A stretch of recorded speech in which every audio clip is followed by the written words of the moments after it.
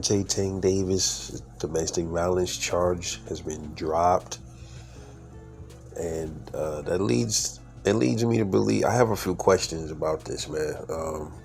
One question I have now is, since this so-called case has been dropped, is he finally going to step up to the plate and take this Lamont Roach rematch so we can definitely settle that draw, right? What's the problem, man? But here's a bigger question that come to mind. The convenience of it, right? Like, the case just gets thrown out, right? This is crazy. Okay, now this dude been locked up over domestic violence, right? And we know that the baby moms lied on him and stuff, right? So I'm thinking, if we're gonna be real here, right? We've never really seen Gervonta Davis do anything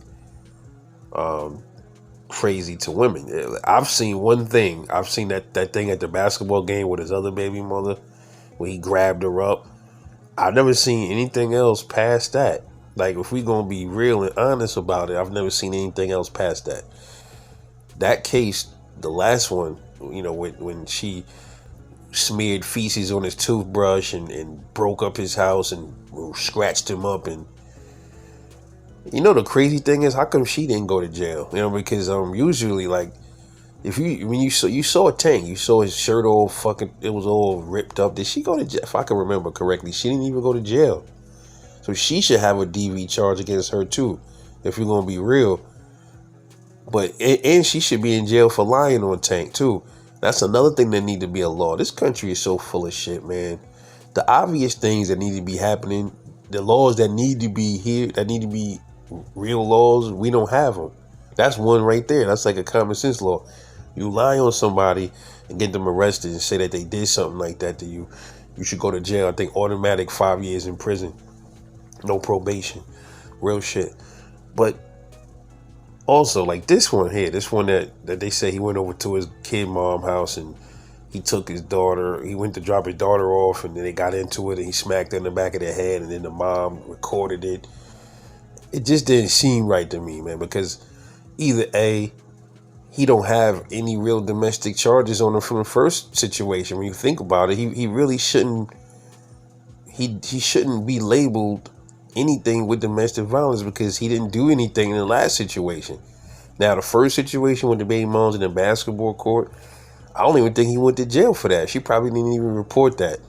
So this one here, I was kind of like questioning, like, why they just drop it all of a sudden? Like, is it because it did have something to do with the Lamont Roach case?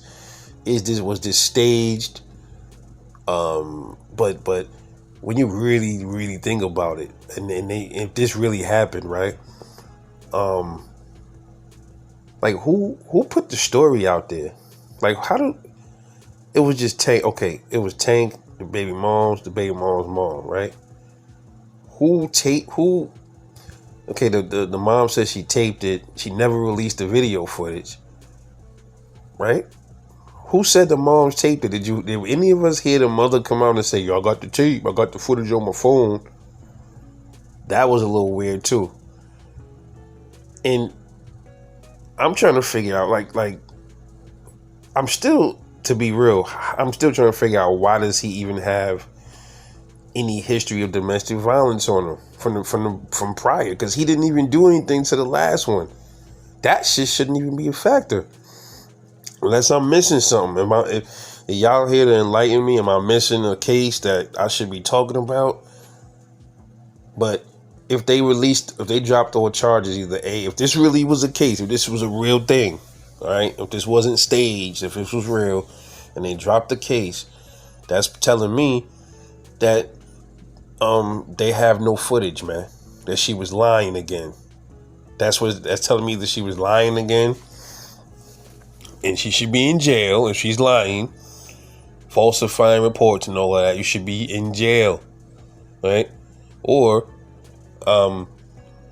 this whole thing with him, he did do it, but He never had a domestic violence charge from the he has nothing carrying over from nothing else. Because if he did, then he would be in jail right now.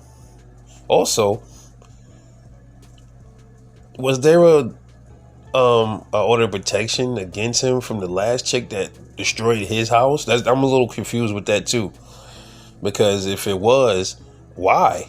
He didn't do nothing. She lied on him. He shouldn't have a domestic violence restraining order against him. And let's just say she did. Then that would mean Tank went over there and violated order of protection if it was however long it was, right? So then he would still be in jail right now. So obviously they dropped the charges or the case, right? So that means he didn't violate nothing. He didn't do anything wrong. She probably lied and there was never any order of protection. Let me tell you something, man. These stories, when they come out, you got to question them sometimes.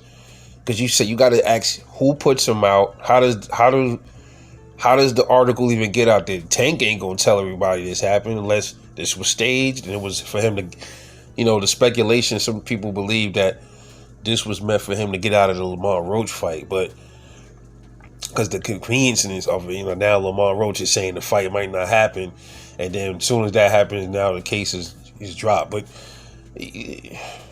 that could be something. It could be something to that, but I'm more leaning towards that they lied on Tank again. That's what I'm leaning more towards that they lied on the brother, or the baby mom's lied again. She got a history of lying, so why would you believe her the second time if she lied the first time? Just my take, man. But anyway, hopefully we get the Lamont Roach fight. Let me know what you think about this case, man. You think it was all bullshit, or you think this was a way for Tank to wiggle out of the Lamont Roach rematch, or do you think they never they dropped it, he paid off the people? I don't know, man. I want to get y'all opinions on what you think about this case in its entirety. This is Rebel Life Boxing. I'll catch y'all on the next one. I'm off this.